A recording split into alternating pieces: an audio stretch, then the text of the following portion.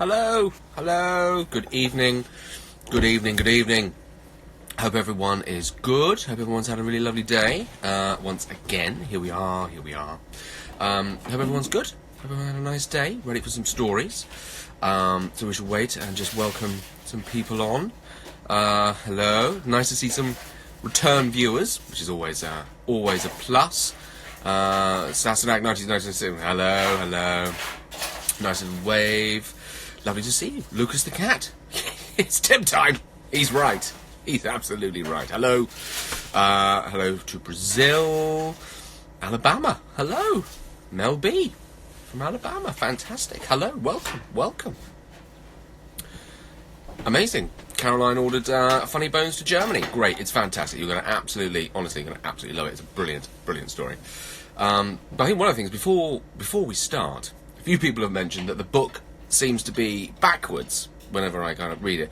I have no idea why this is. I am so computer illiterate, it's ridiculous. I had a BlackBerry until Thursday, so I honestly have no idea as to why that is. So anybody that does, as to why it's flipped in some way, please let me know, and I will rectify it in some way, if I can, because it's like working with children.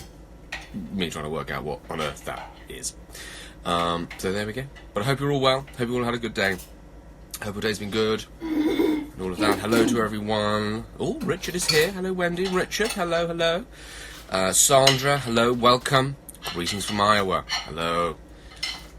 Front-facing camera's always flipped. Great. Well, thank you for that. That's what I thought. I'm glad it's been someone else. A grown-up has actually told me. No idea. Yes, it'll always be backwards. Great. That's fine. It's not my fault. Fabulous. We move on. We go on. Fabulous. Great. Okay, so I've got two stories again this evening, and then I thought we'd mix it up a little bit in the middle, and do a little bit of poetry from the late great Spike Milligan. That's been mentioned. A couple of people have asked for Spike Milligan, and I adore Spike Milligan, so I thought, great, I will find just a couple of poems from him to throw into the middle, and just mix it up a little bit. And again, if anyone has anything particular that they want me to read, or any family favourite, please feel free to message me and let me know. That'll be fabulous. But hello to everybody else. Denton, Texas. Hello, good evening. Edinburgh Black Cab Tours. Good evening to you. Good. Some people liking the poetry idea. Good. Thank you very much. That is absolutely awesome. Yes, Spike is great. And Richard Rankin, I think, is there. So, all right, Dickie. Thanks for the watch. Yes, I was going to ask you what your favourite photographer is earlier.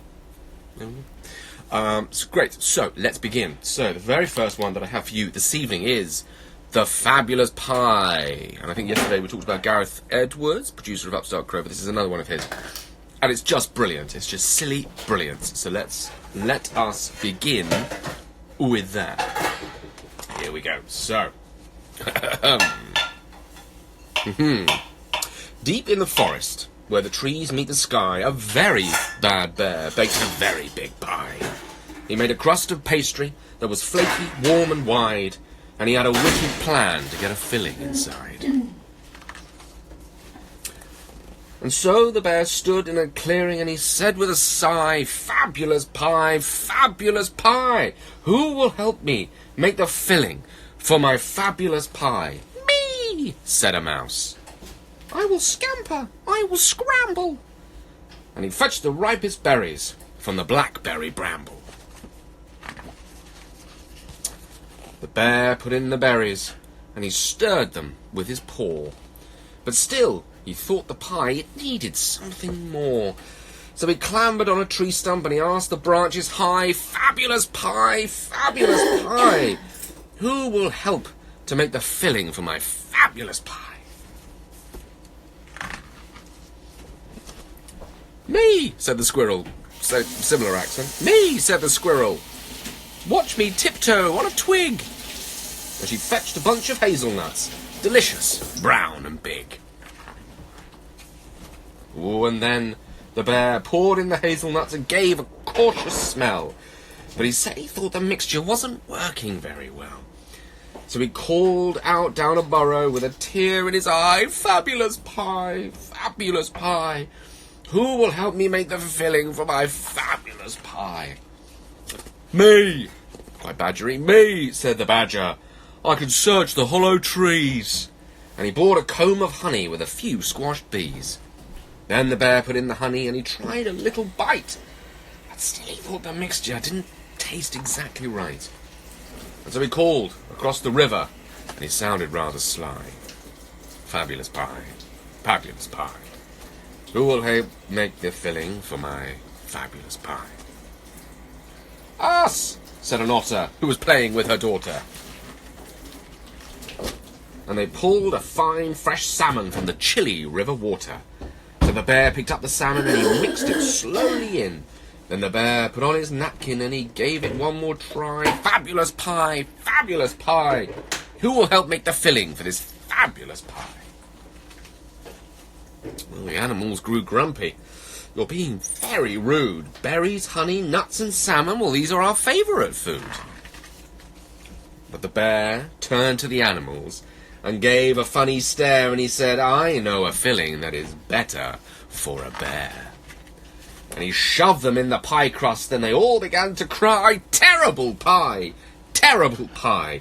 You can't make us the filling for your terrible pie!" Then the animals all wriggled, and their furry paws they thrust through the warm and flaky pastry till their legs stuck out the crust. And off, along the riverbank, they made a desperate dash. Then the bear tripped on his rolling pin and he fell in with a splash. Then, deep in the forest, where the trees meet the sky, the squirrel, mouse and badger and the otters shared the pie. And they all called out as they waved goodbye to the very bad bear as he floated by. "Fabulous pie, fabulous pie. How kind of you to bake us a fabulous pie." It's good, isn't it? I like that one. I like that one a lot. Read that a lot. Hopefully the accents were all right. Sometimes they can all sound very similar, but hopefully you liked it. So, as a bit of difference, we're going to try a little poem. I thought might mix things up a little bit. So this is the brilliant Spike Milligan from his book of Milliganimals, and this is called The Silly Old Baboon. I thought this one might be quite fun. There was a baboon who one afternoon said, "I think I will fly to the sun." So with two great palms strapped to his arms, he started his takeoff run. Mile after mile he galloped in style, but never once left the ground. "You're running too slow," said a passing crow. "Try reaching the speed of sound." So he put on a spurt. By God, how it hurt. His soles of his feet caught fire. There were great clouds of steam as he raced through a stream, but still he didn't get any higher.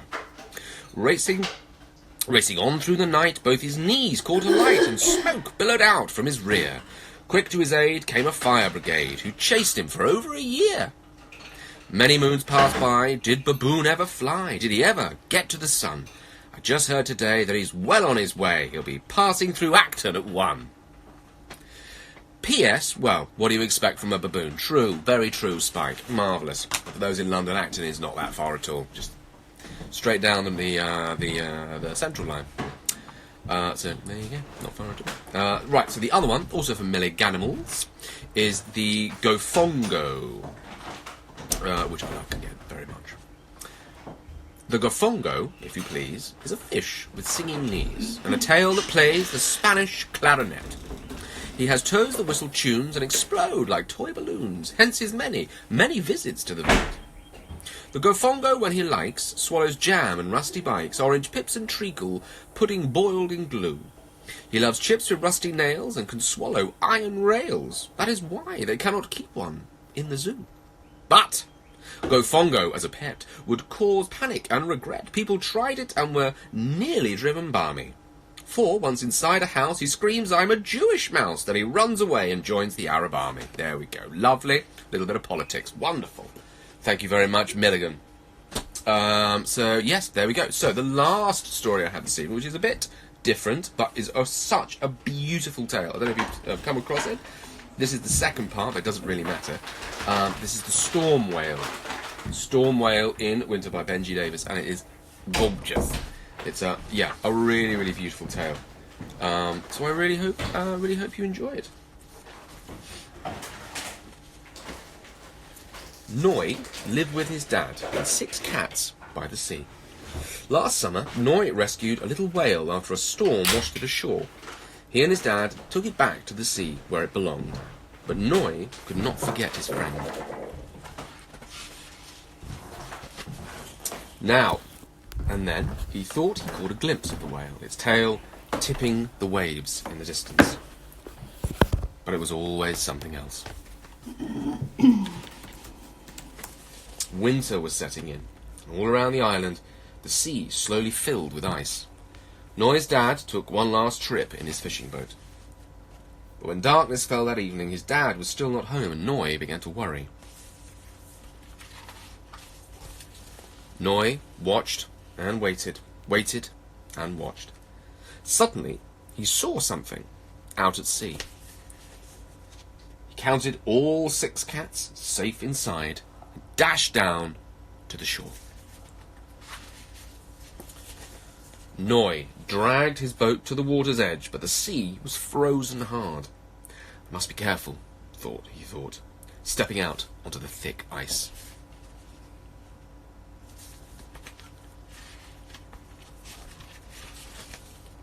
The further Noi went, the harder the snow fell, until everywhere looked the same. Noi was lost. Then, up ahead, he saw a grey shape flickering in the lamplight. It was his dad's boat, stuck in the ice. Noi quickly clambered aboard.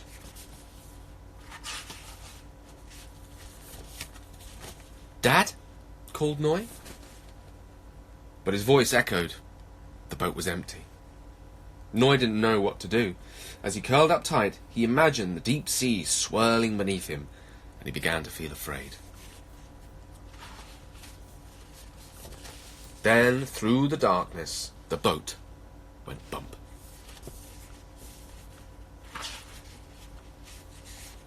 It was the Storm Whale. The whole family had come to help Noi. The whales pushed their noses into the cold night air. They sang through puffs of steam and spray as the ice cracked and crunched. Somehow they knew where to go. The little boat thumped hard against the rocks. "Dad?" cried Noi. "Noi, what are you doing here?" said his dad. "I just had to find you," said Noi. As winter turned slowly to spring, they often spoke of that cold, icy night. The night the fisherman had rescued Dad and the Storm Whale had rescued Noi. Noi would smile. Because it was the night his friend came back. Now, beautiful, what a beautiful, beautiful story. One of my absolute favourites. I really, really like that one. So there we go. That's it, again, for another